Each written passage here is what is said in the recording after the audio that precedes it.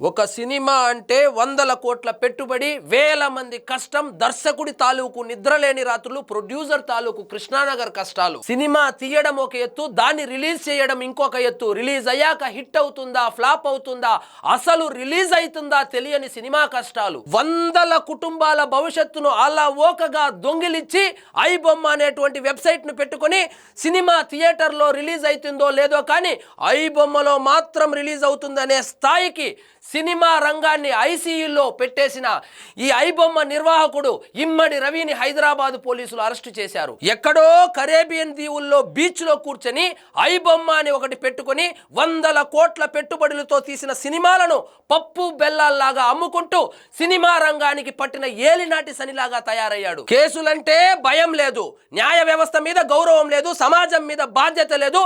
దమ్ముంటే పట్టుకోరా షెకావత్తు, పట్టుకుంటే వదిలేస్తా పైరసీ సిండికేట్ అని వార్నింగ్ ఇచ్చే స్థాయికి వెళ్ళాడు. పాపం పండింది, సినిమా వాళ్ళ ఘోష తగిలింది, పోలీసులు అరెస్టు చేశారు. ఇంకా దూల తీర్చేస్తారు.